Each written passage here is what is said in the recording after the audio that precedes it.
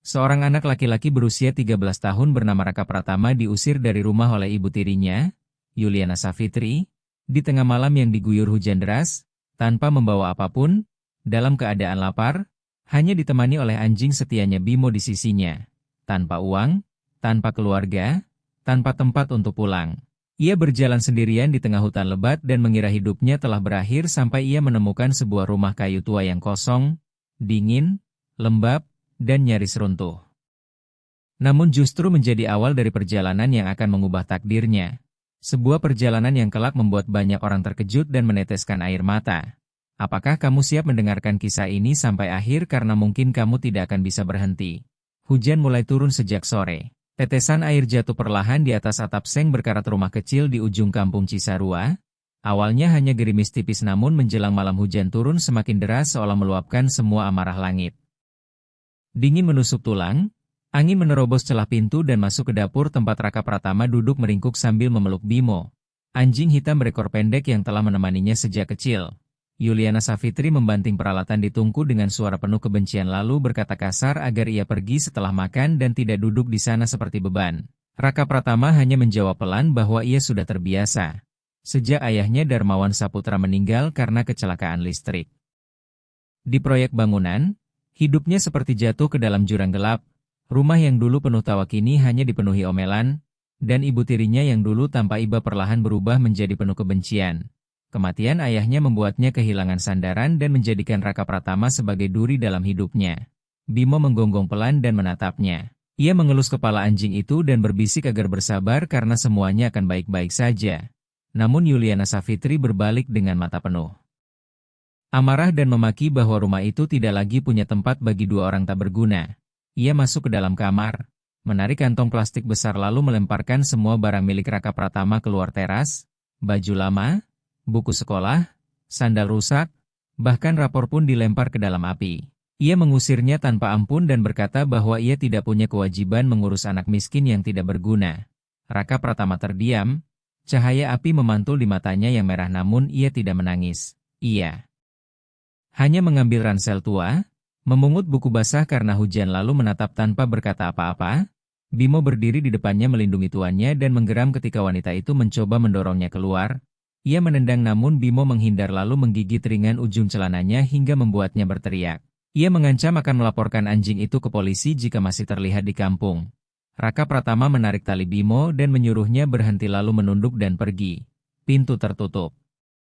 Keras seperti akhir dari semua hari-hari pahit yang pernah ia jalani di rumah yang dulu disebut keluarga. Hujan menghantam wajahnya yang dingin, langit gelap. Ia berdiri sejenak di depan rumah yang kini tanpa cahaya. Pintu terkunci rapat seolah menyatakan ia tidak lagi diterima. Bimo merapat di kakinya dengan suara pelan, dan akhirnya ia berkata mereka harus pergi. Ia mengangkat ransel dan berjalan melalui jalan kecil di belakang rumah, kaki telanjang menginjak tanah berlumpur yang dingin. Ia tidak tahu akan kemana, hanya tahu bahwa ia tidak bisa kembali. Tidak ada yang peduli, tidak ada yang menghentikan. Jalan setapak melewati ladang basah memantulkan bayangan dua makhluk kesepian di bawah kilat yang menyambar langit. Setiap kilatan menyorot wajah muda yang berusaha tegar dan mata waspada milik Bimo. Ia mengajak pergi ke gubuk lama di Bukit Sukaluyu, tempat ayahnya dulu sering berkemah. Bimo mengibaskan ekor seolah mengerti dan berjalan di depan, sepanjang jalan. Raka Pratama teringat masa bersama ayahnya. Makan sederhana dengan tawa hangat, pelajaran hidup, dan kata-kata terakhir ayahnya bahwa menjadi miskin tidaklah menakutkan. Kehilangan harga diri itulah yang membuat manusia tidak bisa hidup. Raka Pratama menggenggam erat tali yang terikat pada Bimo. Air matanya bercampur dengan hujan yang mengalir di dagunya saat ia terus melangkah beberapa waktu. Lalu ia berhenti ketika melihat siluet pohon beringin tua di dekat tanjakan Ciburu. Di baliknya terbentang hutan lebat hutan Gunung Papandayan. Ia ragu sejenak karena malam masih gelap dan hujan belum berhenti. Melangkah ke sana terasa seperti terjun ke jurang tanpa dasar. Tetapi ia juga tahu tidak ada jalan untuk kembali. Bimo menggonggong pelan seolah mendorongnya maju. Ia mengangguk pelan dan berkata mereka harus terus berjalan. Lalu berbelok ke jalan setapak kecil menuju Bukit Sukaluyu. Jalannya licin penuh batu basah. Ia tergelincir beberapa kali hingga lututnya berdarah. Tetapi tetap bangkit, sementara Bimo selalu berlari kembali menunggunya setiap kali ia tertinggal. 1 jam kemudian di tengah hujan hutan yang semakin deras mereka melihat bayangan sebuah atap di balik pepohonan, bukan gubuk lama yang ia ingat melainkan sebuah rumah kayu tua, dimakan waktu dan hujan, condong rapuh dengan atap seng berlubang, dinding berlumut, dan pintu kayu yang sedikit terbuka seolah menunggu seseorang. Raka Pratama ragu karena pernah mendengar cerita bahwa tempat itu dulu adalah lokasi persembunyian masa perang tetapi ditinggalkan setelah pemiliknya menghilang secara misterius. Bahkan banyak orang percaya rumah itu angker. Ia menelan ludah dan menatap Bimo, lalu berkata mereka tidak punya pilihan lain. Ia melangkah ke teras lapuk dan meletakkan tangan di gagang pintu. Pintu terbuka dengan suara berderit yang membuat bulu kuduk berdiri. Udara di dalam lembab dengan bau kayu busuk bercampur debu dan waktu. Tetapi setidaknya kering. Bimo berlari masuk lebih dulu, mengendus ke segala arah lalu kembali dengan ekor bergoyang. Raka Pratama masuk dan menutup pintu. Di dalam gelap hanya terdengar suara hujan di atap. Ia duduk di lantai kayu bersandar pada dinding dengan napas terengah. Lalu berbisik bahwa mereka aman untuk sementara. Bimo berbaring di sampingnya dengan kepala di kakinya. Ia tersenyum lemah sebelum akhirnya terlelap karena kelelahan. Di luar hujan belum berhenti tetapi di dalam rumah tua itu untuk pertama kalinya dalam hidupnya ia dan Bimo bisa tidur tanpa ketakutan. Tanpa mereka sadari tempat yang tanpa terlupakan itu justru menjadi awal dari perjalanan yang akan mengubah hidupnya selamanya. Pagi datang perlahan setelah hujan malam, cahaya samar masuk melalui celah pintu kayu dan menyinari debu yang melayang. Raka Pratama membuka mata dengan tubuh pegal karena tidur di lantai keras. Bimo masih berada di sampingnya dengan napas tenang. Sejenak ia bingung berada di mana sampai matanya menangkap retakan di langit-langit dan dinding berlumut. Ia duduk perlahan dan menyelimuti Bimo dengan jas hujan kusut. Perutnya lapar dan melilit, tetapi ia tidak punya apa-apa selain roti kering basah di dalam ransel. Ia membaginya dan memberikan sebagian besar kepada Bimo. Anjing itu makan cepat lalu menjilat tangannya dengan mata penuh rasa terima kasih. Ia tersenyum serak dan berjanji suatu hari akan memberinya ayam bakar utuh. Setelah memeriksa ransel hanya tersisa buku basah, pena kosong, dan pisau kecil milik ayahnya Darmawan Saputra. Ia berdiri membuka pintu dan angin dingin langsung menghantam wajahnya. Di luar hanya terlihat lautan kabut dan pepohonan lebat. Rumah kayu itu seolah berada di tengah hutan. Terpisah dari kampung Cisarua, ia menarik napas dalam-dalam. Udara hutan yang dingin dan berbau tanah serta daun busuk terasa jauh lebih baik dibanding kata-kata kasar dan penghinaan yang dulu ia terima. Ia berkata mereka tidak bisa tinggal selamanya di sana dan harus mencari air serta tempat untuk memasak. Juga mencari jalan menuju kampung lain. Bimo mengibaskan ekor dan berlari turun seolah setuju. Raka Pratama mengikat ransel, menyelipkan pisau di pinggang lalu mengitari rumah. Di sampingnya ada jalan sempit tertutup semak dan tanaman liar. Ia menyingkirkan ranting dan melangkah di atas batu licin berlumut. Jalan itu membawa mereka ke sebuah aliran air kecil sungai kecil cukup jernih dengan air jernih mengalir pelan. Ia berseru gembira lalu mencuci wajah. Bimo langsung minum dengan rakus lalu menggoyangkan tubuh hingga air terciprat kemana-mana. Untuk pertama kalinya dalam 2 hari Raka Pratama tertawa. Tidak jauh dari sungai ada tanah lapang kecil cukup. Untuk menyalakan api, ia mengumpulkan ranting kering dan daun pinus lalu menumpuknya menjadi satu. Raka Pratama mengeluarkan pemantik api dari saku bajunya, satu-satunya benda yang masih bisa digunakan, lalu menyalakan api kecil. Nyala api berwarna oranye berkedip di tengah asap tipis. Ia duduk di tanah sambil menghangatkan tangan di atas api itu. Matanya menatap kosong ke bara kecil yang menari-nari. Di kepalanya muncul bayangan ayahnya Darmawan Saputra yang dulu sering menyalakan api di hutan untuk memasak. Ia berbisik pelan bahwa ia tidak tahu harus pergi kemana sekarang dan mengaku ia takut tetapi tidak ingin kembali. Api berderak pelan seolah menjawab. Bimo berbaring di sampingnya dengan kepala di kakinya. Matanya setengah terpejam. Suasana begitu sunyi hanya terdengar suara air dari sungai kecil cukup jernih dan hembusan angin di pepohonan. Tetapi ketenangan itu tidak berlangsung lama ketika suara kecil dari belakang membuat Bimo langsung berdiri dengan bulu meremang dan menggeram ke arah semak lebat. Raka Pratama juga berdiri cepat sambil menarik pisau kecil dari pinggangnya. Jantungnya berdegup keras saat semak itu bergerak pelan lalu seekor musang kecil keluar. Menatap mereka sebentar sebelum berlari menghilang. Ia menghela napas lega dan duduk kembali sambil bergumam bahwa hidup di hutan tidak pernah aman karena ular, serangga, lintah bahkan manusia bisa menjadi ancaman. Tetapi ia tidak punya pilihan karena kembali berarti menghadapi penolakan dan dibuang lagi. Sementara bertahan di sini setidaknya memberi kebebasan dan kebersamaan dengan Bimo. Sore pun turun perlahan dan ia kembali ke rumah kayu tua di Bukit Sukaluyu. Ia memeriksa setiap pintu dan jendela yang penuh debu dan sarang laba-laba namun masih cukup kokoh. Di bagian belakang ada tangga menuju loteng. Ia naik perlahan dengan suara berderit di setiap langkah. Di atas hanya ada sebuah peti kayu tua yang terkunci dan tidak bisa dibuka. Saat hendak turun ia melihat Bimo duduk menatap tajam ke sudut gelap di bawah lemari besar. Ia bertanya ada apa dan Bimo mengeluarkan suara pelan lalu mulai menggaruk lantai kayu. Raka Pratama mendekat, membersihkan debu dan menemukan papan lantai yang sedikit longgar.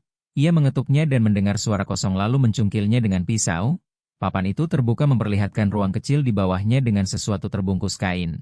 Ia menariknya keluar dan menemukan kotak kayu merah sepanjang 2 telapak tangan dengan ukiran pudar dan tulisan tangan yang memperingatkan agar tidak jatuh ke tangan pengkhianat.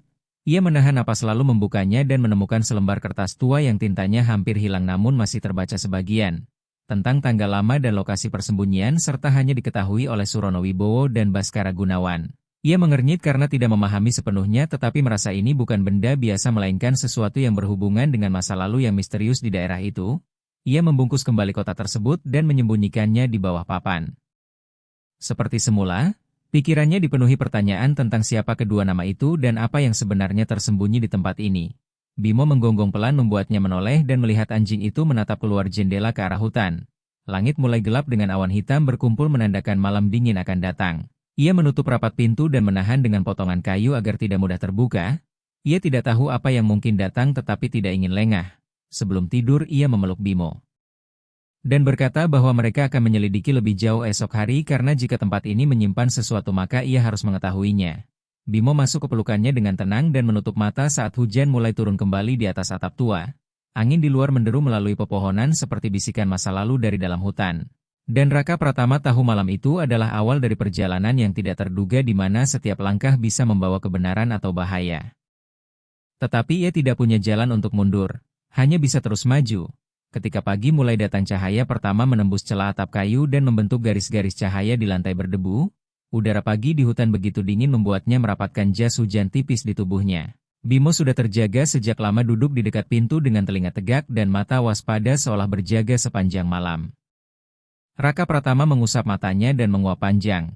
Meskipun lantai kayu keras tanpa selimut atau bantal, tidur semalam terasa lebih nyenyak dibanding malam manapun yang pernah ia lalui di rumah dingin milik Yuliana Savitri. Di tempat ini tidak ada teriakan, tidak ada hinaan, hanya suara angin dan kehadiran Bimo yang setia. Diam namun penuh kepercayaan. Ia melangkah keluar ke teras dan menarik napas dalam-dalam, mencium bau hutan lembab, getah pohon dan kayu lapuk yang terasa anehnya menenangkan. Di bawah sana sungai kecil Curug Jernih masih mengalir melewati batu berlumut. Sementara kabut pagi masih menggantung di lereng Bukit Sukaluyu seperti selendang yang belum terlepas. Ia mencuci wajah dengan air dingin lalu mengumpulkan kayu kering untuk menyalakan api. Baru saja api menyala Bimo tiba-tiba berdiri tegang dan menggeram pelan. Ia bertanya ada apa tetapi Bimo tidak menjawab. Hanya menatap sudut rumah dekat lemari kayu besar yang dipenuhi sarang laba-laba. Raka Pratama berdiri dan mendekat. Bimo menggaruk lantai dengan kukunya tanpa mengalihkan pandangan. Ia menunduk dan mengetuk papan kayu. Suara kosong terdengar jelas, berbeda dari kayu biasa. Ia mengetuk beberapa bagian lain lalu berjongkok dan mencungkil papan dengan pisau kecil. Papan itu berderit lalu terbuka, memperlihatkan ruang kecil berdebu. Bimo langsung mengendus dan terus menggali seolah mendorongnya untuk mencari lebih dalam. Raka Pratama memasukkan tangan dan menarik keluar sebuah kotak kayu panjang sekitar 2 telapak tangan. Ukirannya sudah pudar dan sudutnya rusak dimakan waktu. Di atasnya terukir tulisan agar tidak jatuh ke tangan pengkhianat. Ia menelan ludah, merasakan dingin menjalar di punggungnya. Lalu membuka kotak itu, di dalam hanya ada selembar kertas tua menguning, tinta memudar tetapi masih bisa dibaca. Tentang tanggal lama dan lokasi penyimpanan peta rahasia yang hanya diketahui oleh Surono Wibowo dan Baskara Gunawan. 2. Nama asing namun terasa anehnya familiar. Ia mengerutkan kening berusaha mengingat, pernah mendengar ayahnya Darmawan Saputra menyebut nama seorang kepala logistik saat bercerita tentang masa perang. Mungkin kebetulan, mungkin tidak. Ia menghela napas, melipat kembali kertas itu dan menyimpannya di dalam kotak lalu menyembunyikannya kembali di bawah lantai. Tetapi pikirannya terus dipenuhi pertanyaan, jika tempat ini dulu menyimpan dokumen militer maka mungkin masih ada sesuatu yang lain di bawah rumah ini, dan jika benar maka keberadaannya di sini bukan lagi sekadar mencari tempat berlindung. Tiba-tiba Bimo menggonggong keras membuatnya terkejut. Ia menyuruhnya diam tetapi Bimo berlari menuju tangga menuju ruang bawah tanah yang semalam belum berani ia jelajahi.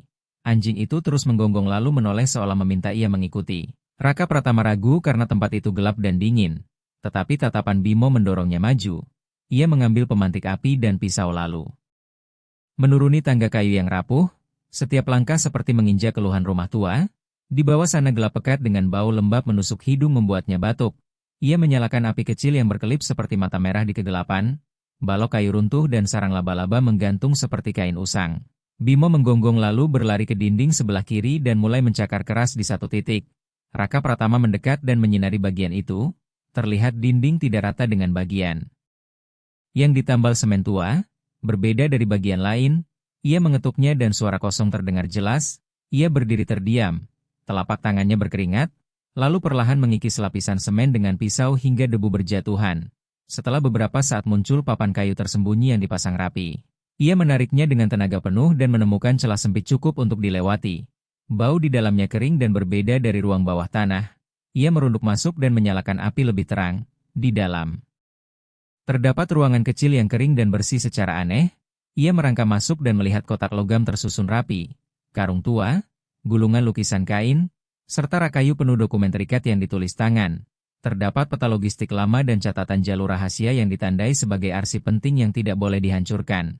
Raka Pratama tertegun karena ia tahu telah menemukan sesuatu yang sangat berharga. Sesuatu yang menjadi bagian dari sejarah besar, bukan sesuatu yang bisa dimiliki oleh seorang anak seperti dirinya.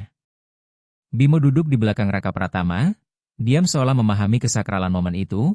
Raka Pratama menyentuh sebuah lukisan kain. Meskipun warnanya sudah pudar tetapi gambarnya tetap hidup. Seorang gadis berpakaian putih berdiri di tengah hutan dengan barisan tentara di kejauhan. Ia menarik tangannya perlahan dan menghela napas karena dingin di ruangan itu bukanlah dingin udara melainkan dingin dari sejarah yang belum pernah diceritakan. Ia mundur keluar, menutup kembali dinding tersembunyi dan menambalnya seadanya dengan semen. Ruang bawah tanah kembali sunyi seperti semula. Naik ke atas ia duduk di lantai sambil menatap hutan. Suasana tetap tenang namun di dalam dirinya segalanya bergolak. Sebuah rahasia yang tertidur puluhan tahun kini disaksikan oleh seorang anak yang terusir dari rumah. Ia sempat berpikir jika membawa salah satu benda itu ke pasar mungkin bisa ditukar dengan makanan dan tempat tinggal. Mungkin saja, tetapi kemudian ia teringat tatapan ayahnya.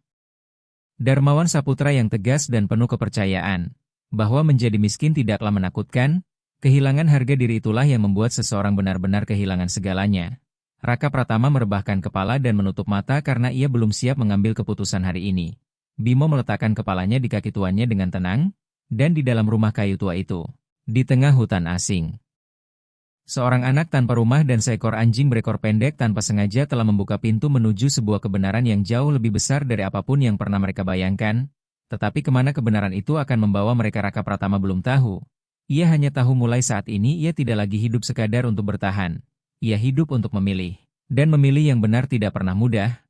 Pagi belum sepenuhnya terang ketika ia terbangun. Bau tanah basah dari hujan malam menyusup melalui celah-celah rumah kayu. Bimo terbaring di sampingnya dengan telinga tegak meski matanya setengah terpejam. Mungkin mereka berdua tidak benar-benar tidur semalaman. Sejak menemukan ruang bawah tanah dan benda-benda lama itu pikirannya terasa berat. Semalaman ia terjaga menatap gelap. Bayangan benda-benda itu terus muncul seperti film lambat, lukisan kain, peta, catatan, dan nama-nama asing yang memudar oleh waktu. Ia sadar ini bukan hal sederhana. Semua itu adalah bagian dari sejarah, bukan barang biasa. Ia hanya ragu apakah orang akan percaya pada seorang anak yang hidup sendirian di hutan tanpa identitas dan tanpa keluarga. Raka Pratama duduk lama di teras saat matahari mulai muncul dari balik pegunungan Bukit Sukaluyu. Cahaya pucat menembus awan tipis. Ia memeluk ransel yang berisi kotak kayu kecil dengan surat lama sebagai satu-satunya bukti yang bisa ia tunjukkan kepada orang dewasa. Bimo bangkit, menjilat tangannya lalu duduk di sampingnya seolah berkata bahwa ia tidak sendirian. Raka Pratama mengangguk pelan dan berkata ia akan menemui gurunya Hendra Wijaya karena hanya itu orang dewasa yang masih ia percaya. Ia mengencangkan tali ransel dan berjalan menuruni jalan batu basah menuju kampung Cisarua. Perjalanan kembali tidak jauh tetapi terasa berat dan penuh kecemasan karena ia takut bertemu Yuliana Savitri. Namun rasa takut itu tidak lebih besar dari dorongan untuk melakukan hal yang benar.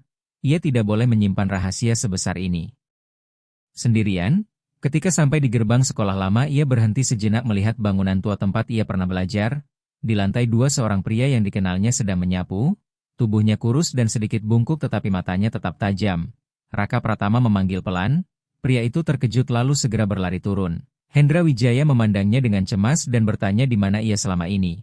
Melihat wajahnya yang kotor dan lusuh, Raka Pratama menunduk dan mengatakan ia telah diusir dari rumah dan membutuhkan bantuan karena menemukan sesuatu yang sangat penting. Hendra Wijaya terdiam lalu membawanya ke ruang guru, menyuruhnya duduk dan menceritakan semuanya perlahan. Raka Pratama mengeluarkan kotak kecil dari ransel dan tidak langsung menyerahkannya. Ia menatap gurunya dengan serius melebihi usianya. Raka Pratama menatap Hendra Wijaya dengan serius dan bertanya apakah gurunya percaya padanya. Hendra Wijaya memandangnya lama lalu mengangguk dan berkata bahwa ia adalah anak dari Darmawan Saputra, seorang pria baik yang hidup dengan prinsip, sehingga ia tidak percaya anak dari orang seperti itu akan berbohong demi bertahan hidup. Raka Pratama lalu menyerahkan surat itu. Tangan Hendra Wijaya sedikit bergetar saat membaca tulisan lama yang pudar. Wajahnya semakin tegang dan serius. Setelah selesai ia meletakkan surat itu di meja lalu menatap kembali dan bertanya apakah ada hal lain yang ditemukan. Raka Pratama menjelaskan tentang ruang bawah tanah, kotak-kotak kayu, dokumen dan lukisan, serta bahwa ia belum menyentuh banyak karena merasa tidak pantas menyimpannya sendiri. Hendra Wijaya menarik napas panjang untuk menenangkan diri lalu mengambil ponsel dari laci dan mengatakan akan menghubungi Dinas Kebudayaan Kabupaten Garut, namun meminta Raka Pratama ikut karena perlu verifikasi langsung dan ia harus menunjukkan lokasi. Raka Pratama mengangguk dan Bimo segera berdiri seolah siap ikut sebagai penjaga kecil. Kurang dari 2 jam kemudian mereka sudah berada di kantor dinas. Seorang petugas bernama Arif Permana menerima mereka dengan sikap tenang namun hati-hati. Setelah mendengar seluruh cerita dan melihat surat asli, ia terdiam cukup lama lalu mengatakan bahwa jika informasi ini benar maka ini bukan hal kecil. Tetapi karena Raka Pratama masih anak-anak dan tidak memiliki wali maka semuanya harus diproses sesuai prosedur. Ia meminta izin untuk mengirim tim ke lokasi dan Raka Pratama setuju. Tidak lama kemudian sebuah kendaraan membawa tim berisi perwakilan dinas, seorang anggota TNI dan seorang ahli arkeologi menuju hutan Gunung Papandayan. Bimo berlari di samping kendaraan tanpa meninggalkan Raka Pratama. Rumah kayu tua di Bukit Sukaluyu muncul di bawah cahaya sore yang redup. Semua orang masuk dengan diam. Ketika ruang bawah tanah dibuka cahaya senter menyorot rak kayu, kotak logam dan lukisan kain. Salah satu dari mereka berbisik dengan suara gemetar bahwa semua ini nyata dan mereka mengira catatan logistik lama itu telah hilang. Sore itu rumah yang dulu sunyi menjadi sibuk dengan dokumentasi dan pencatatan. Sementara Raka Pratama hanya berdiri diam di sudut bersama Bimo menatap semua orang seperti menjaga sesuatu yang suci. Saat senja mereka kembali ke Kampung Cisarua. Ketika Raka Pratama turun dari kendaraan terdengar suara familiar memanggilnya dengan panik. Yuliana Savitri datang dengan pakaian rapi dan wajah yang berusaha terlihat lembut lalu memeluknya. Namun Raka Pratama berdiri diam tanpa merespons. Bimo menggeram pelan. Ia meminta maaf dan mengatakan hanya marah sesaat lalu memintanya pulang karena ia akan memperbaiki semuanya. Raka Pratama mundur 1 langkah dan menatap lurus lalu berkata bahwa ketika ia tidak punya apa-apa ia diusir. Dan sekarang ketika ia diperhatikan orang lain ia kembali. Dan ia tidak akan pulang. Wajah Yuliana Savitri menjadi canggung lalu ia mencoba tersenyum kepada para petugas dengan mengatakan bahwa itu hanya anaknya yang keras kepala. Tetapi tidak ada yang menanggapi. Raka Pratama berbalik pergi bersama Bimo. Meninggalkannya berdiri tanpa didengar siapapun. Malam itu Raka Pratama tidur di pos desa Cisarua di atas ranjang kecil dengan selimut tipis namun hatinya terasa lebih ringan dari sebelumnya karena ia tahu sejak ia memilih untuk berkata jujur hidupnya telah berubah. Ia bukan lagi anak tak dikenal yang tersesat di hutan tetapi seseorang yang memilih hati nurani. Keesokan paginya di kantor kabupaten suasana ramai dengan kendaraan dan telepon yang tak berhenti. Raka Pratama duduk di kursi plastik memeluk ranselnya seolah memeluk hidupnya sendiri sementara Bimo berbaring di dekat kakinya. Sesekali mengangkat kepala saat ada orang lewat. Ia tidak pernah menyangka keputusan kecilnya membuat banyak orang dewasa sibuk seperti ini. Pintu ruangan terbuka dan Arif Permana keluar dengan wajah serius namun mata penuh emosi. Ia memanggil Raka Pratama masuk, jantungnya berdebar kencang saat berdiri. Ia mengelus kepala Bimo lalu mengikuti masuk ke dalam ruangan.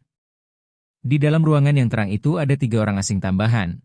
Satu pria mengenakan seragam militer yang warnanya sudah memudar di bahu. Rambutnya mulai memutih tetapi duduk tegak dengan wibawa. Dan seorang wanita sekitar 40 tahun berkacamata tebal dengan tumpukan berkas di depannya. Arif Permana memperkenalkan mereka sebagai Suryadi Nugroho, perwakilan unit militer yang dahulu mengelola arsip perang. Dan Rina Maharani, ahli sejarah perang. Raka Pratama menunduk dengan sopan. Rina Maharani membuka berkas dengan suara bergetar lalu mengatakan bahwa apa yang ditemukan Raka Pratama memiliki nilai luar biasa. Bukan hanya secara materi tetapi juga sejarah karena banyak dokumen di dalamnya sebelumnya dinyatakan hilang saat perang. Suryadi Nugroho mengangguk dengan mata memerah dan menjelaskan bahwa jalur logistik rahasia seperti jalur gerilya Siliwangi adalah nadi penting bagi wilayah selatan dan banyak rekan mereka telah berkorban untuk menjaga kerahasiaannya. Peta-peta yang ditemukan dapat membantu memahami bagian penting dari sejarah. Raka Pratama menelan ludah lalu bertanya apakah ia melakukan kesalahan karena tidak ingin menyimpannya sendiri. Rina Maharani tersenyum lembut dan mengatakan bahwa ia bukan hanya benar tetapi juga berani. Di luar pintu Bimo menggonggong pelan seolah setuju.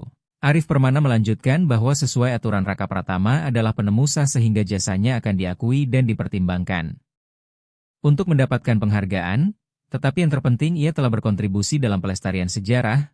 Kata-kata itu membuatnya terdiam karena ia tidak pernah membayangkan hal seperti itu akan terjadi padanya. Tidak lama kemudian tim ahli kembali ke hutan untuk menyegel lokasi dan mempersiapkan pemindahan artefak ke Museum Provinsi Jawa Barat. Rumah kayu tua di Bukit Sukaluyu yang selama puluhan tahun sunyi kini menjadi pusat perhatian dan berita menyebar cepat ke seluruh kampung. Cisarua, siang itu ketika Raka Pratama keluar dari kantor ia melihat kerumunan orang di depan kantor desa Cisarua. Bisik-bisik dan tatapan penasaran tertuju padanya. Beberapa orang menunjuk dan membicarakan anak yang menemukan harta sejarah. Ia merasa canggung dan menarik Bimo lebih dekat. Dari kerumunan itu muncul seorang pria sekitar 50 tahun dengan perut buncit dan pakaian rapi. Ia mengenali Wahyu Saptaji, perangkat desa. Pria itu menyapanya ramah dan memuji tetapi kemudian mengatakan bahwa hal besar seperti ini sebaiknya ditangani orang dewasa. Raka Pratama hanya mengangguk tanpa bicara. Wahyu Saptaji menepuk bahunya dan berbicara pelan bahwa ia masih kecil dan prosedur hukum rumit. Jika ia menyerahkan seluruh hak pengelolaan kepada desa maka ia akan diberi imbalan besar agar tidak repot. Raka Pratama terkejut dan menjawab bahwa ia sudah menyerahkannya kepada dinas. Senyum pria itu sedikit kaku tetapi tetap berpura-pura ramah dan mengatakan, "Desa akan membantu." Lalu menyarankan agar ia menjadi perwakilan penemu atas nama desa dan berbagi keuntungan. Bimo menggeram dan berdiri di depan melindungi tuannya. Raka Pratama mundur satu langkah dan berkata tegas bahwa ia tidak menginginkan uang. Ia hanya ingin semuanya kembali ke tempat yang seharusnya. Tatapan Wahyu Saptaji berubah dingin sejenak sebelum ia mengatakan kesempatan tidak datang dua kali lalu pergi meninggalkan suasana tegang. Sore itu kendaraan yang membawa artefak meninggalkan hutan di bawah pengawasan ketat. Raka Pratama berdiri menatapnya dengan perasaan lega sekaligus cemas karena ia tahu ia telah melakukan hal yang benar tetapi masalah belum selesai. Malamnya ketika ia makan bersama Hendra Wijaya di Balai Desa Cisarua, tiba-tiba terdengar keributan di luar. Suara Yuliana Savitri memanggil dengan tangisan. Ia berlari masuk ke tengah orang-orang sambil menuduh anaknya telah dipengaruhi dan dimanfaatkan. Meminta semua orang mengembalikan anaknya karena ia masih kecil dan tidak mengerti apa-apa. Raka Pratama berdiri kaku lalu berkata bahwa itu tidak benar karena ia yang diusir. Yuliana Savitri menangis dan mengaku hanya marah sesaat serta tetap menyayanginya. Beberapa orang mulai berbisik. Lalu Hendra Wijaya melangkah maju dengan suara tegas dan menyatakan bahwa dialah yang membawa Raka Pratama untuk melapor karena anak itu memang diusir di tengah malam hujan. Hendra Wijaya berkata tegas bahwa Raka Pratama diusir di tengah malam hujan. Dan jika benar ada kasih sayang maka hal itu tidak akan pernah terjadi. Suasana langsung menjadi hening. Yuliana Savitri terdiam tidak mampu membalas dan melirik ke arah Wahyu Saptaji yang berdiri jauh namun pria itu berpura-pura tidak peduli lalu memalingkan wajah. Raka Pratama mengepalkan tangannya dan berkata dengan suara pelan tetapi jelas bahwa ia tidak akan kembali karena ia telah dipilih untuk ditinggalkan. Bimo berdiri di sampingnya dengan kepala tegak seperti melindungi tuannya. Yuliana Savitri menatapnya lama lalu jatuh terduduk sambil menangis keras, tetapi air mata itu tidak lagi menggoyahkan hati Raka Pratama. Malam itu ia berbaring di ranjang kecil di pos desa Cisarua, mendengar suara serangga di luar jendela. Semuanya terjadi terlalu cepat seperti badai yang menyeretnya keluar dari kehidupan lama. Ia berbisik kepada Bimo bahwa ia tidak tahu apa yang akan terjadi selanjutnya tetapi ia merasa lega seolah untuk pertama kalinya ia tidak lagi harus melarikan diri. Bimo bernapas tenang dengan ekor bergerak pelan. Di luar sana masa lalu perlahan terungkap dan lapisan sejarah dibersihkan. Dalam aliran itu seorang anak miskin tanpa siapa-siapa tanpa sengaja menjadi orang yang membuka pintu kebenaran dengan kejujuran dan keberanian. Tetapi ia juga memahami bahwa ketika cahaya menyinari rahasia besar maka bayangan akan ikut muncul dan bayangan itu tidak akan mudah pergi. Sore itu setelah tim ahli dari provinsi meninggalkan kampung Cisarua dengan artefak yang telah disegel, Raka Pratama dipanggil ke kantor desa Cisarua untuk rapat internal.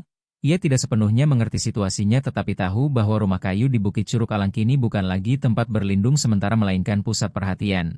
Suasana kantor desa lebih sunyi dari biasanya. Di dalam ruangan hadir Wahyu Saptaji bersama beberapa pria lain dan Hendra Wijaya duduk di samping Raka Pratama dengan tangan di bahunya sebagai perlindungan diam.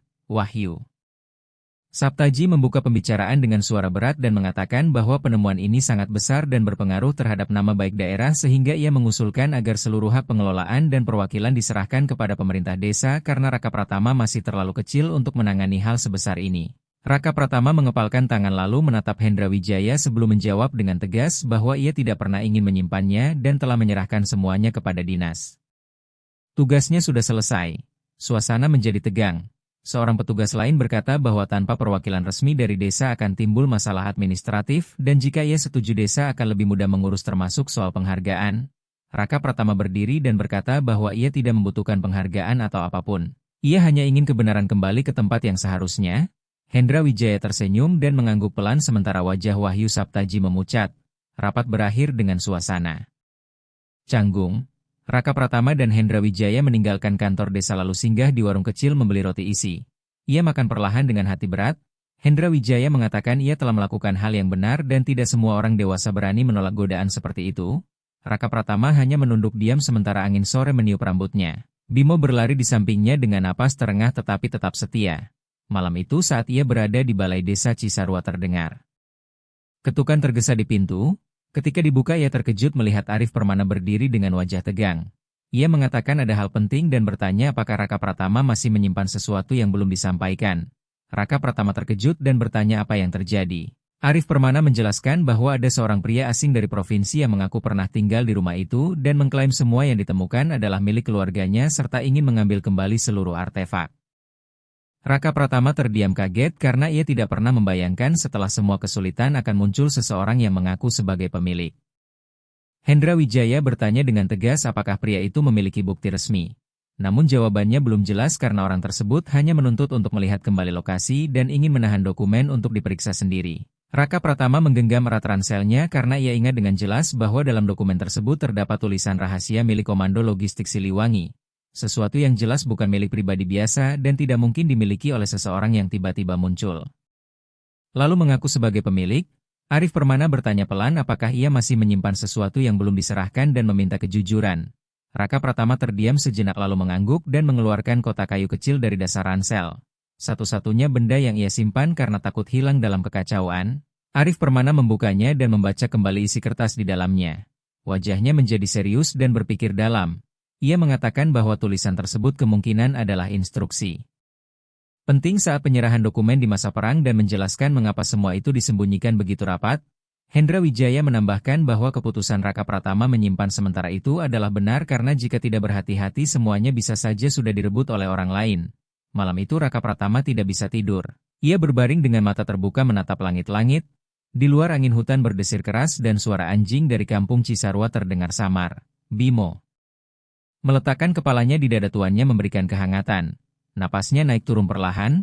Dari seorang anak yang diusir dan tidur di hutan kini ia memegang sesuatu yang dapat mengubah cara pandang masyarakat terhadap dirinya.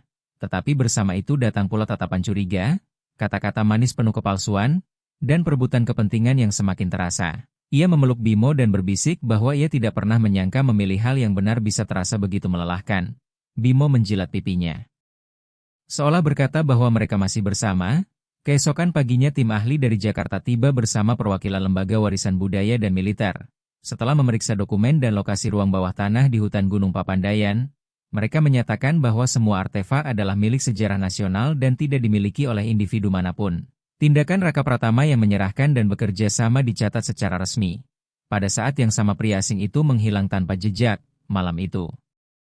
Raka Pratama menerima amplop berisi surat pengakuan bahwa ia adalah penemu sah dan berhak menerima penghargaan sesuai kebijakan pelestarian warisan budaya, termasuk sejumlah uang besar yang bahkan tidak pernah ia bayangkan. Namun ketika melihatnya ia tidak merasakan kegembiraan, ia hanya teringat ayahnya Darmawan Saputra, rumah lamanya. Dan malam hujan pertama ketika Bimo bersembunyi di kakinya di bawah atap kayu rapuh, semuanya terasa seperti mimpi. Ketika ditanya oleh Arif Permana, akan digunakan untuk apa uang itu? Raka Pratama menjawab tanpa ragu bahwa ia ingin memperbaiki rumah kayu itu dan menjadikannya tempat berlindung bagi anak-anak yang tidak punya tempat seperti dirinya dulu. Semua orang di ruangan terdiam karena seorang anak kecil memilih berbagi daripada menyimpan untuk dirinya sendiri. Ia bukan hanya menemukan harta sejarah tetapi juga menemukan jati dirinya sebagai manusia yang sebenarnya. Sore itu di bawah cahaya matahari yang menyinari atap seng tua Balai Desa Cisarua, Raka Pratama berdiri di teras bersama Bimo, menatap langit yang mulai cerah. Di dalam benaknya terdengar kembali suara hangat ayahnya bahwa menjadi miskin tidaklah menakutkan tetapi kehilangan harga diri adalah kehilangan segalanya. Ia tersenyum lalu melangkah maju siap memasuki bab baru dalam hidupnya yang dimulai dari pilihannya sendiri. Pilihan untuk jujur, berani, dan penuh kasih, angin awal musim. Membawa aroma daun kering dan tanah basah menyapu kampung Cisarua, langit abu-abu dipenuhi awan berat seperti akan kembali hujan. Tetapi hati Raka Pratama kini justru tenang setelah melewati badai hidup. Segalanya akhirnya mereda dan rumah kayu tua di Bukit Curug Alang kini telah diambil alih oleh pemerintah kabupaten untuk dilindungi dan dijaga sebagai bagian dari warisan sejarah. Artefak sejarah itu kemudian dipindahkan ke Pusat Konservasi Provinsi. Dan di hadapan para pejabat tingkat Provinsi Raka Pratama menerima piagam penghargaan, hadiah serta surat resmi yang mengakui dirinya sebagai penemu sah warisan budaya. Dalam waktu singkat namanya ramai dibicarakan di seluruh negeri. Muncul di beberapa portal berita dan bahkan ada tim televisi yang datang mewawancarainya. Orang-orang memujinya sebagai anak jujur yang menyalakan kembali hati nurani di tengah kehidupan sehari-hari. Tetapi di balik semua sorotan itu Raka Pratama hanya merasakan satu hal bahwa untuk pertama kalinya ia diakui bukan sebagai anak yang dibuang melainkan sebagai manusia yang memiliki nilai. Ia tinggal di Balai Desa Cisarua selama beberapa minggu sambil menunggu keputusan pemerintah tentang masa depannya. Setiap hari ia bangun pagi bersama Bimo, berlari ke tepi hutan menghirup udara segar lalu kembali membantu membersihkan dapur dan halaman. Ia hidup sederhana tanpa menuntut apapun, baginya cukup bisa tinggal di tempat yang tidak lagi mengusirnya sudah terasa hangat. Namun ketenangan itu tidak bertahan selamanya. Suatu sore saat ia mencabut rumput di halaman balai desa sebuah sepeda motor melaju cepat dari jalan kampung. Pengendaranya tanpa helm dengan rambut berantakan diterpa angin. Raka Pratama tertegun ketika mengenali Yuliana Savitri. Bimo langsung menggeram dengan bulu berdiri tetapi ia memberi isyarat agar anjing itu tenang. Yuliana.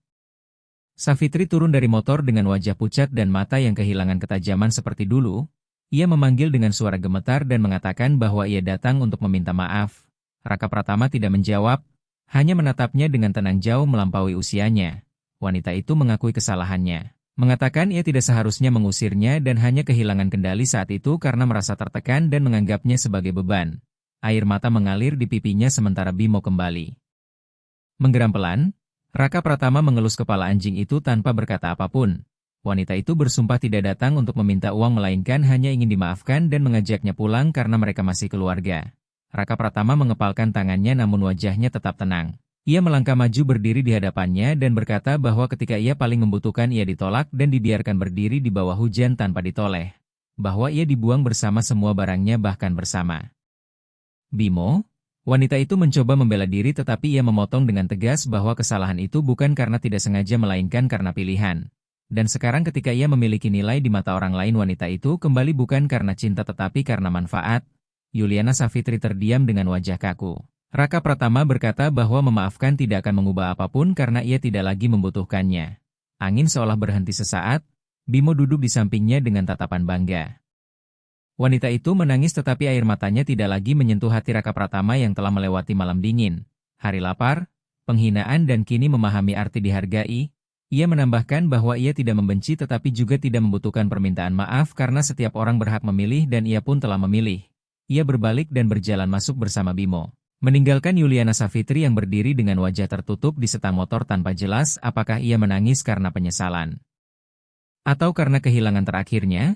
Malam itu saat Raka Pratama sedang membaca di dalam ruangan terdengar ketukan pelan di pintu. Ketika dibuka terlihat Rusdi Hartono, seorang pria sekitar 50 tahun bertubuh tinggi kurus dengan tatapan hangat, seorang mantan anggota militer yang telah pensiun dan mengetahui kisahnya dari berita. Ia duduk di samping Raka Pratama, membuka tas dan mengeluarkan beberapa lembar dokumen lalu menjelaskan bahwa ia dan istrinya Nur Aini Prasetya telah mengajukan permohonan untuk mengadopsinya karena mereka tidak memiliki anak.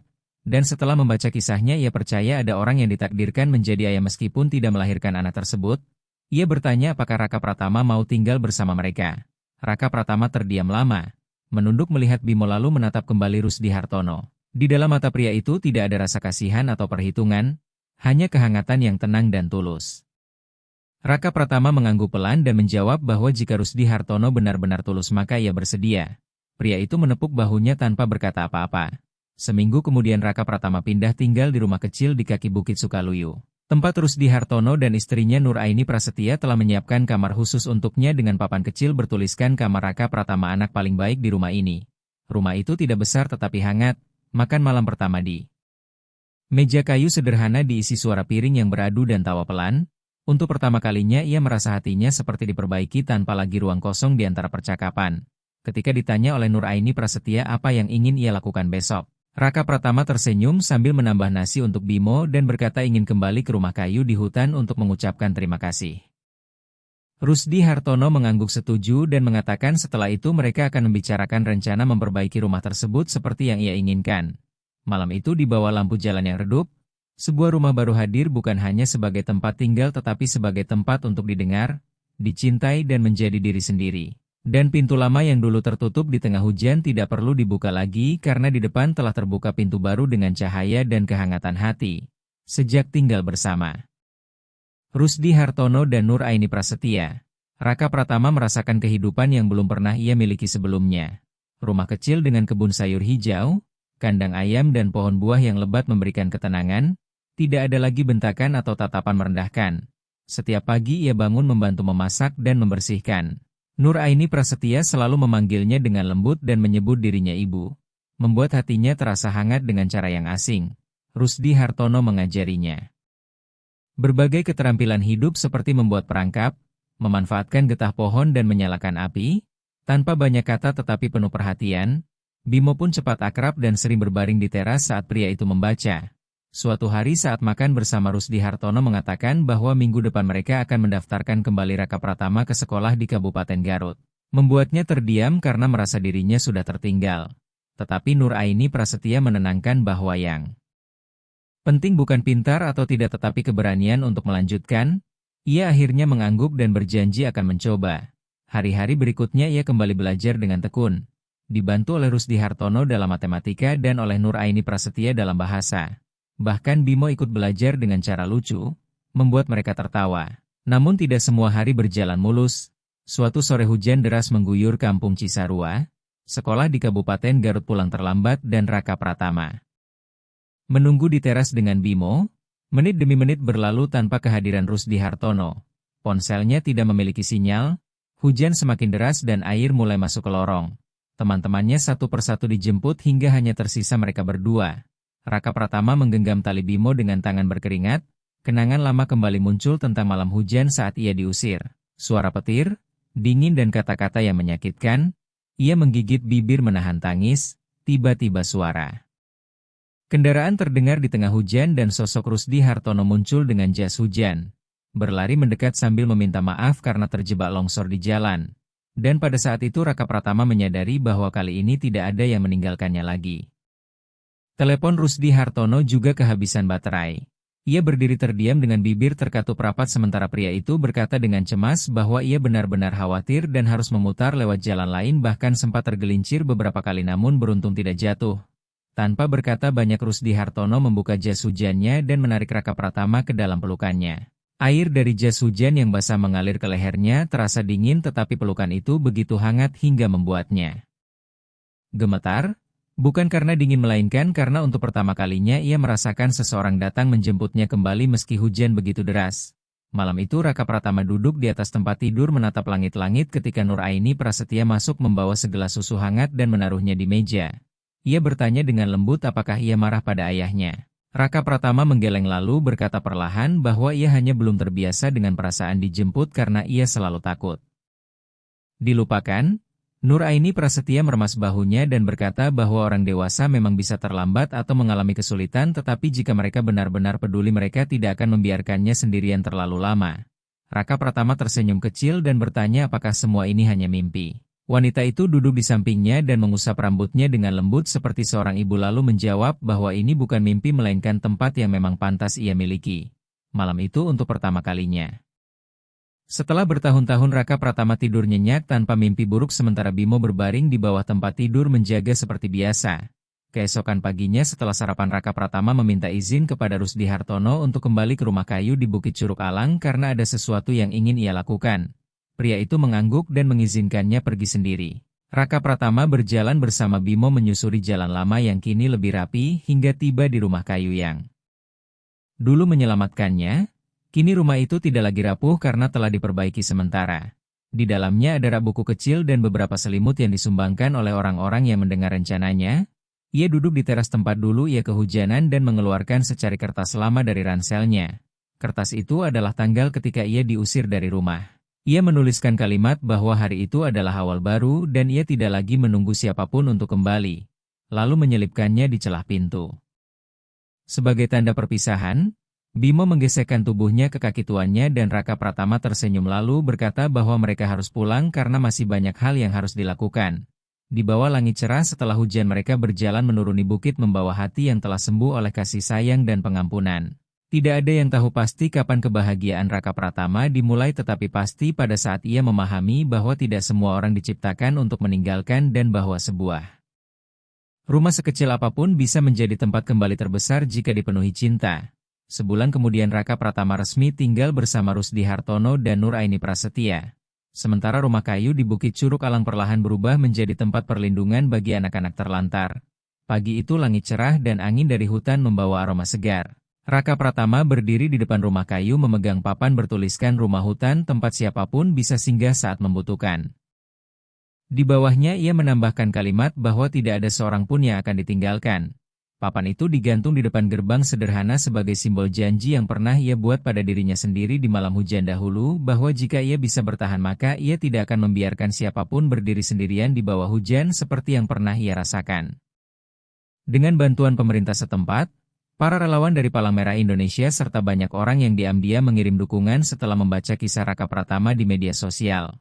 Rumah kayu itu diperbaiki secara sederhana namun kokoh dengan atap seng baru, lantai yang tidak lagi lembab, tempat tidur susun yang rapi, dapur kayu bersih dan rak buku penuh cerita lama. Semua berasal dari sumbangan. Rusdi Hartono dengan hati-hati memilih seseorang untuk membantu mengelola tempat itu. Yaitu Sudirman Hakim, seorang mantan prajurit yang kehilangan anaknya dalam perang dan kini hidup sendiri dengan sifat tenang dan penuh perhatian. Ia tidak banyak bicara tetapi matanya selalu hangat terutama saat melihat anak-anak berkumpul makan di dekat api.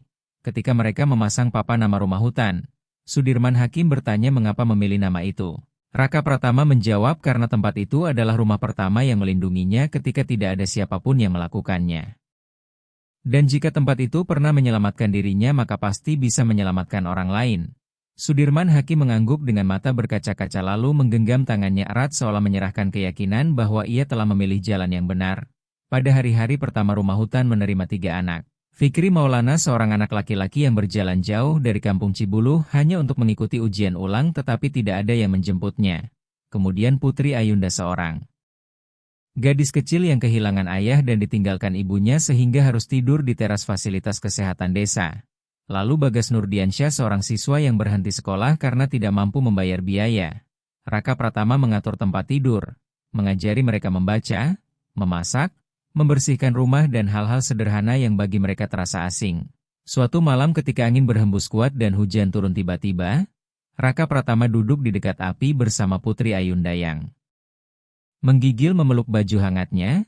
Ia menyelimuti gadis itu dan memberikan minuman jahe hangat. Ketika gadis itu bertanya apakah akan ada yang datang menjemputnya, Raka Pratama terdiam sejenak karena mengingat pertanyaan yang sama yang pernah ia rasakan. Lalu menjawab dengan lembut bahwa jika tidak ada yang datang maka mereka tetap ada untuknya dan ia tidak sendirian lagi. Gadis itu menangis tanpa suara dan bersandar padanya. Keesokan paginya Raka Pratama mengajak mereka ke kebun belakang untuk belajar menanam sayuran sementara Bimo berlari di sekeliling seolah ikut mengajar. Pemandangan itu membuat Sudirman Hakim tersenyum untuk pertama kalinya sejak kehilangan anaknya. Perlahan warga kampung Cisarua mulai terbiasa dengan keberadaan rumah di Bukit Curug Alang yang menampung anak-anak tanpa keluarga. Mereka mulai mengirim bantuan seperti beras, makanan, pakaian dan perlengkapan sederhana karena melihat anak-anak itu tidak meminta apapun selain tempat untuk tidak tidur di luar. Suatu hari seorang petugas dari Kabupaten Garut datang dan setelah melihat semuanya ia bertanya apakah Raka Pratama ingin memperluas tempat itu jika ada bantuan tambahan. Raka Pratama berpikir sejenak lalu menggeleng dan mengatakan ia hanya ingin tempat itu tetap kecil namun cukup untuk memastikan tidak ada yang tidur di luar. Ketika ditanya apakah tempat itu bisa bertahan lama ia tersenyum dan menjawab bahwa selama masih ada orang yang mengerti bagaimana rasanya berdiri sendirian di bawah hujan maka tempat itu akan tetap hidup. Petugas itu mengangguk tanpa berkata apa-apa. Malam itu Raka Pratama duduk di dekat dapur menulis di buku catatannya dengan cahaya lampu minyak sementara Bimo berbaring di kakinya.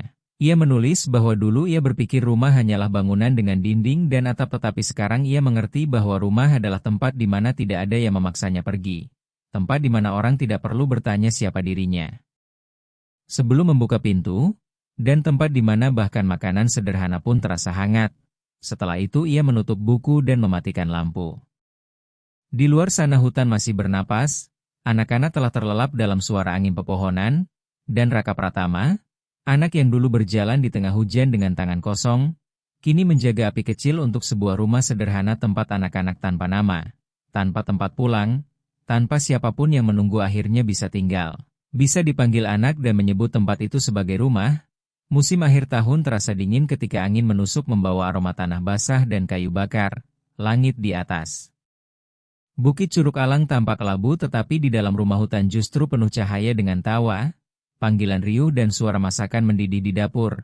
Rumah kayu kecil itu kini menjadi tempat tinggal bagi 7 anak. Masing-masing membawa kisah hidup yang terombang-ambing namun disatukan oleh kasih sayang menjadi satu keluarga besar. Raka Pratama duduk di teras bersama Sudirman Hakim sambil memegang buku catatan keuangan dan laporan kebutuhan seperti beras, perlengkapan sekolah serta bantuan yang diterima. Ia kini jauh lebih dewasa dalam cara bicara, sikap dan tanggung jawab. Ia berkata bahwa bulan ini mereka kekurangan beras dan ia berencana pergi ke Kabupaten Garut untuk meminta bantuan dari organisasi perempuan. Sudirman Hakim mengangguk dan mengingatkan agar anak-anak menulis surat terima kasih karena kebaikan harus dihargai. Raka Pratama mengangguk karena ia belajar bahwa orang yang memberi tanpa meminta balasan justru paling layak diingat. Saat itu terdengar suara motor dari jalan tanah menuju rumah. Seorang wanita turun dari kendaraan dengan pakaian sederhana dan memperkenalkan dirinya sebagai Dung, perwakilan Lembaga Perlindungan Anak Provinsi. Raka Pratama mempersilakan masuk dan wanita itu melihat sekeliling dengan kagum karena tempat itu lebih hangat dari yang ia bayangkan. Ia memuji kerapian dan sikap anak-anak lalu mengeluarkan dokumen dan menjelaskan sebuah tawaran sekaligus tantangan untuk menjadikan rumah hutan sebagai model komunitas pengasuhan anak terlantar di daerah pegunungan.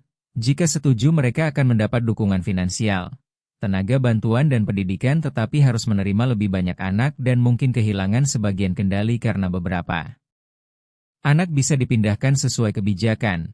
Raka Pratama membaca dokumen itu dalam diam lalu mengatakan ia perlu waktu untuk berpikir karena ia tidak ingin tempat itu berubah menjadi tempat dingin yang memperlakukan anak-anak seperti angka.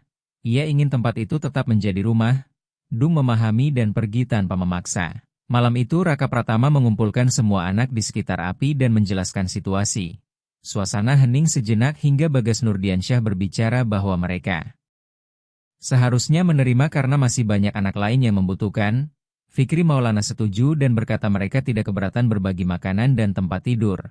Kemudian Putri Ayunda bertanya dengan suara gemetar apakah jika suatu hari ia harus pergi maka Raka Pratama akan datang mengunjunginya. Raka Pratama mendekat, menggenggam tangannya dan berjanji bahwa dimanapun ia berada rumah hutan akan selalu menjadi rumahnya dan ia tidak akan pernah benar-benar sendirian. Bimo menggonggong pelan seolah ikut menyetujui. Sudirman Hakim yang duduk di sudut ruangan mengangguk perlahan dengan mata penuh keyakinan. 3 hari kemudian Raka Pratama membawa berkas itu kembali ke kantor Lembaga Perlindungan Anak dan menandatangani persetujuan resmi. Ia menandatangani bukan hanya sebagai pengelola rumah hutan tetapi sebagai sosok ayah bagi banyak anak yang siap membuka pintu meskipun dirinya sendiri pernah tidak memiliki apa-apa. Kabar bahwa rumah hutan resmi menjadi model komunitas perawatan anak menyebar luas, media datang meliput, mahasiswa jurusan sosial berdatangan untuk belajar. Sekelompok arsitek muda menawarkan bantuan membangun ruang tambahan dengan bahan ramah lingkungan sambil mengatakan bahwa mereka ingin tempat itu bukan hanya menjadi tempat berlindung tetapi juga tempat penyembuhan. Raka Pratama menerima semua bantuan dengan satu syarat bahwa tidak ada papan nama besar atau pengeras suara. Tempat itu tetap menjadi rumah sederhana yang tenang dan kuat. Menjelang akhir bulan seorang gadis kecil bernama Sari Lestari dibawa oleh petugas desa. Anak itu sangat pendiam dan hampir tidak pernah berbicara karena telah lama hidup terlantar. Raka Pratama menyambutnya dengan semangkuk bubur hangat dan selimut tanpa bertanya banyak. Ia hanya duduk di sampingnya dan meletakkan pensil serta buku di depannya. Malam itu ketika semua telah tidur, ia mendengar suara kecil dan melihat Sari Lestari duduk di dekat pintu. Menulis kalimat sederhana, apakah ia boleh tinggal? Raka Pratama berlutut memegang tangannya dan menjawab bahwa ia boleh tinggal selama yang ia mau karena tempat itu adalah rumahnya. Gadis kecil itu tersenyum untuk pertama kalinya dan saat itu Raka Pratama mengerti bahwa perjalanan yang ia lalui bukan untuk membuatnya kuat melainkan untuk membuatnya cukup lembut bagi hati-hati yang rapuh. Malam itu ia menulis dalam buku hariannya bahwa orang sering berpikir untuk menyalakan api harus besar tetapi sebenarnya cukup menjaga satu nyala kecil dengan hati yang teguh dan pintu yang selalu terbuka untuk menghangatkan kehidupan banyak orang. Angin hutan berhembus lembut seperti lagu pengantar tidur. Lampu di rumah hutan menyala sepanjang malam bukan karena api belum padam tetapi karena hati manusia di dalamnya tetap hangat. Dan di suatu tempat anak-anak yang terlupakan perlahan berjalan menuju rumah itu, menuju pintu yang tidak pernah terkunci menunggu mereka pulang. Terima kasih telah mengikuti kisah ini dan semoga cerita tentang Raka Pratama dan rumah hutan membawa harapan bagi siapapun yang mendengarnya.